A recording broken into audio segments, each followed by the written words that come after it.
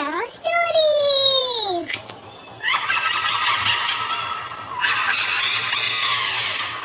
इस कहानी की लेखिका है सोनिया सैनिक। मोनिका 21 साल की नवयुवक थी। कैंपस प्लेसमेंट में उसे एक आईटी कंपनी में जॉब मिल गया था। उसकी शिफ्ट रात की तकरीबन 12 बजे खत्म होती थी।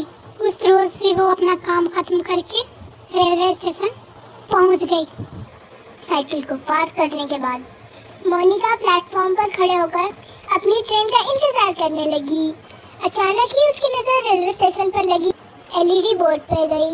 रोज की तरह उसमें आने वाले ट्रेन का शेड्यूल नहीं दिख रहा था, इसलिए बोर्ड की एलईडी बार बार जल बुझ रही थी। अचानक ही प्लेटफॉर्म की पावर सप्लाई कट गई और हर तरफ अंधेरा हो गया।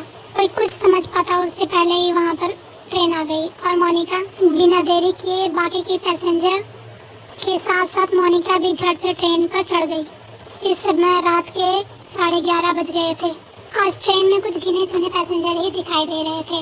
मोनिका ने अपने हेडफोन में लाउड म्यूजिक लगाकर और आंखें बंद कर और अपना सिर बैक के सीट से टिका दिया।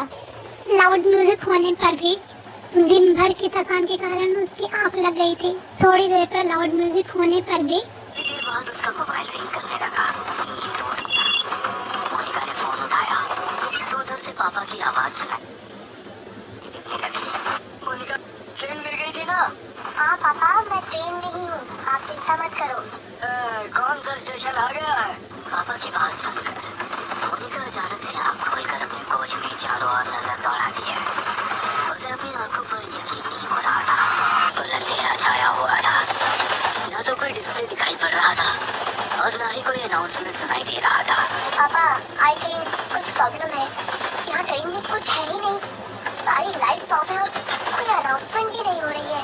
बेटा, आसपास किसी पैसेंजर से पूछना क्या बात है। पापा, पूरा कोच खाली पड़ा हुआ है, मैं अकेली हूँ यहाँ। ये क्या बोल रही है बेटा? मुझे डर लग रहा है। देख, ट्रेन जैसे ही अगले स्टेशन पर रुकेगी तुम वहाँ पर उतर जाना, मैं तुम्हें लेने आ जाऊंगा। ठीक है पापा। मोनिका ट्रेन के अगले स्टेशन पर रुकने का इंतजार कर रही थी। आमतौर पर ये ट्रेन हर 10 या 12 मिनट में अगले स्टेशन के लिए रुकती थी, लेकिन आज पूरे 20 मिनट हो चुके थे। 20 मिनट हो चुके थे लेकिन ट्रेन रुकने का नाम नहीं ले रही थी। मोनिका को घबराहट हो रही थी। उसे कोई आइडिया नहीं था वो अभी कहाँ पर है। ड्राइवर की कैबिन में जाकर उसे कांटेक्ट करती हूँ, शायद वो कुछ हेल्प कर सके।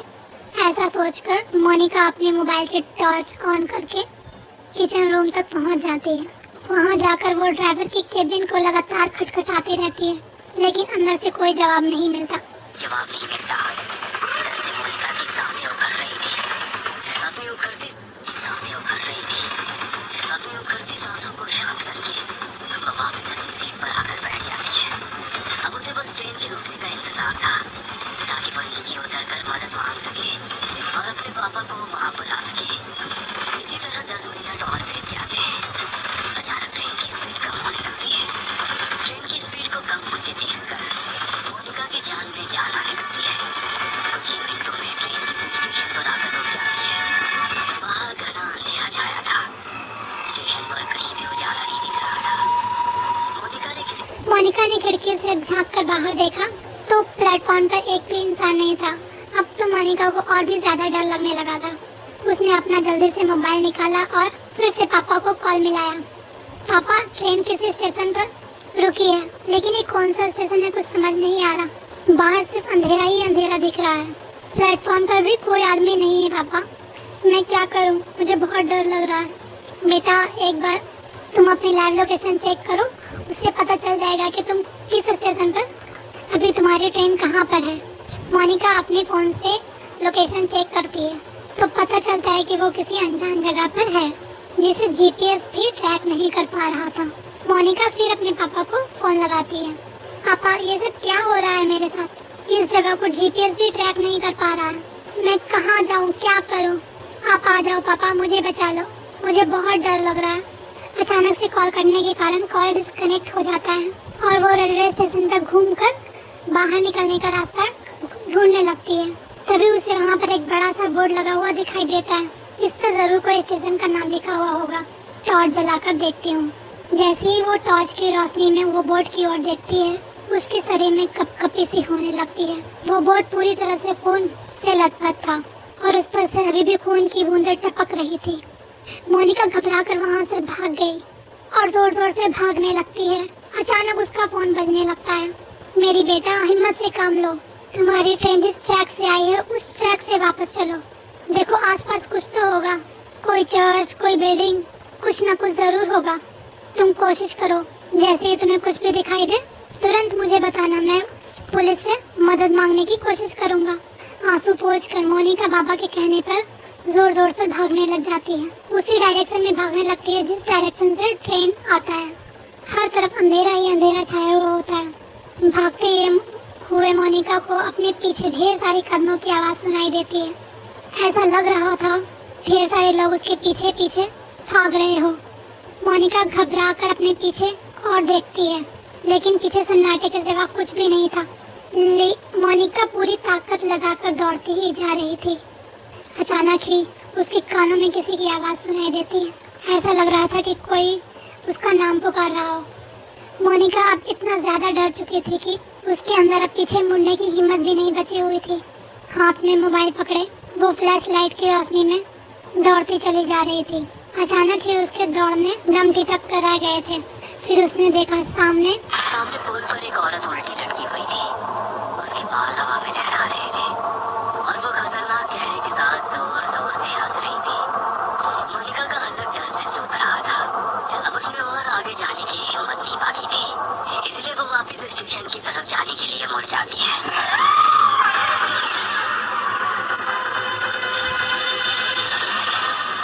वापस मुड़ती उसे कुछ दूरी पर एक आदमी दौड़कर उसकी ओर आता दिखाई देता है। उसका पूरा शरीर कटा फटा सा दिखाई दे रहा था। उसका चेहरा बहुत डरावना दिख रहा था, जैसे कहीं पर कुचला गया। वो आदमी हाथ हिलाकर उसे ट्रैक पर दौड़ने से मना कर रहा था। मोनिका को अब समझ नहीं आ रहा था कि वो कहाँ जा रही है। वो आदमी हाथ हिलाकर उससे ट्रेन पर वैसे दौड़ने से मना कर रहा था। मोनिका को अब समझ में नहीं आ रहा था कि वो कहाँ जा रही थी। वो घबराकर फिर से वो पुल की तरफ देखती है, जहाँ पर कुछ मिनटों पहले एक औरत उल्टी लटकी हुई थी। वो पुल पूरा खाली था। आगे का रास्ता भी बिल्कुल दिखाई नहीं दे रहा था। इसलिए उस आदमी से बचने के लिए मोनिका फिर से ट्रैक पर भागने लगती है। कुछ दूर दौड़ने के बाद उसी ट्रैक के पास एक गाड़ी दिखती है। मोनिका अपने बाबा को बताने के लिए फोन उठाती है तो देखती है कि फोन की बैटरी डाउन हो गई थी। इस गाड़ी के हेडलाइट्स ऑन है, मतलब गाड़ी में जरूर कोई है। क्या करूं, मदद मांग लूं या ऐसे ही भूतिया स्टेशन पर अपनी मौत का इंतजार करती रहूं? मोनिका कुछ देर सोचती है, फिर अपना हाथ हिलाते हुए गाड़ी के सामने जाकर खड़ी हो जाती है। मोनिका को ऐसी हालत में देखकर गाड़ी के अंदर से एक आदमी बाहर आता है। क्या बात है, इतनी रात को आप ऐसे ट्रैक पर क्या कर रही हैं? सब ठीक तो है ना? मोनिका बुरी तरह हाँफ रही थी। ऐसा लग रहा था कि वो खुश होकर गिर पड़ेगी। मोनिका की ऐसी हालत देखकर वो आदमी मोनिका को गाड़ी में बैठा लेता है। मोनिका को देखकर ऐसा लग रहा था कि वो किसी भी पल गिरकर बेहोश हो जाएगी। अच्छा, आप आराम से गाड़ी के अंदर बैठ कर बताइए क्या बात है? पता नहीं क्या हो रहा है मेरे साथ। अब आप कैसा फील कर रही हैं मैम? आप अपनी सीट पर बेहोश हो गई थी। ट्रेन के स्टाफ मेंबर आपको यहाँ पर लेके आ गए। आप अपने घर पर किसी को इन्फॉर्म कर दीजिए। मोनिका हैरानी से चारों ओर देख रही थी। उसे अभी तक यकीन नहीं हो रहा था कि वो उस स्टेशन से वापस आ गई है। प्लीज प्लीज मेरे पापा को बुलवा दीजिए। मैम, आपके फोन की बैटरी लो हो गई थी, मैंने चार्ज कर दिया है। ये लीजिए। मोनिका अपना फोन निकालकर पापा को फोन करती है। हेलो हेलो, कहाँ थी तू बेटा? मैं कितना परेशान था। 3 घंटे हो गए, अभी तक घर नहीं लौटी। पापा, आप तो जानते हैं ना, मैंने फोन किया तो था। बेटा क्या बोल रही है, तू है कहाँ? मोनिका पापा को अपनी लोकेशन भेज देती है। कुछ ही देर में मोनिका के पापा आकर उसे अपनी कार से घर ले जाने लगते हैं। रास्ते में मोनिका अपना फोन निकालकर फोन हिस्ट्री चेक कर रही होती है। उसने 3 घंटे में लगभग 22 बार अपने पापा का नंबर डायल कर दिया था, पर उस नंबर पे बात नहीं हुई थी। मैंने तो हर बार पापा से बात की थी, लेकिन फोन में तो बस नंबर ही दिख रहा है। अगर वो सब मेरा वहम था, तो जब मैं बेहोश थी तब कॉल किसने किया था? मोनिका के जहन में बहुत सारे सवाल थे। मोनिका का जवाब फिलहाल अभी यही था कि इतना सब कुछ एक रात में देख लेने का मतलब बाद भी इतनी जिंदा अपने घर पर लौट रही थी। मोनिका पिछली रात को एक बुरा सपना समझकर भूल जाना चाहती थी कि तभी उसकी नजर गाड़ी के साइड मिरर पर पड़ती है। वो देखती है कि वही कटे पिटे शहर वाला रावण आदमी उसकी गाड़ी के ठीक पीछे भागा चला आ रहा था। अगर स्टोरी पसंद आई हो तो वीडियो को लाइक, शेयर, सब्सक्राइब, कमेंट कर देना। Okay bye.